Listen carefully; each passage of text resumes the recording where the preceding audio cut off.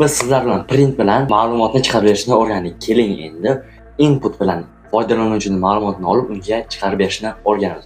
Bilib turganingizdek, bugungi mavzu input mavzusi. Keling buni kodlar misolida ko'rib chiqamiz. Biz name degan o'zgarishga kiritdik. Input deb ismingizni kiriting deb yozdik. Bu ekranda foydalanuvchiga ismingizni kiriting deb chiqadi va print salom name, ya'ni name'ga nima yozgan bo'lsa, ya'ni ismingizni kiriting degandan keyin qaysi ismni yozgan bo'lsa, shuni bizga chiqarib beradi. Input bizda string, ya'ni str bilan ishlaydi. Str mavzusini bundan oldingi videolarda ko'rishingiz mumkin. Buni run qiladigan bo'lsak, ismingizni kiriting. Masalan, Sam deb kiritdim. Salom Sam. Bizdan ma'lumotni oldi va bizga buni chiqarib beryapti. Agarda buni sonlar bilan qilmoqchi bo'lsak, sal o'zgarish kiritishimiz kerak bo'ladi. Ya'ni sonlar oldingi mavzularda o'tganimizdek int bilan ishlaydi, ya'ni integer. Buning uchun age teng int qilib skop ochamiz va ichiga input deb yozamiz. Input.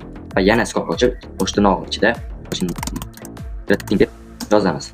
Va printni ichiga name dan keyin virgul qo'yib, qavsni ichiga yozishingiz virgul age, ya'ni age'ni ichiga nima yozgan bo'lsa, shuni bizga qaytarib chiqarib berishi uchun age deb yozamiz. Va yana buni ichida da desak va buni run qilib ko'radigan bo'lsak, ismingizni kiriting. Sam. Yoshingizni kiriting. 15. Salom Sam. Yoshingiz 15 da. Barchasi to'g'ri ishlayapti.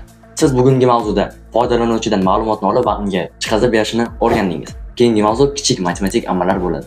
Bizni kuzatishda davom eting.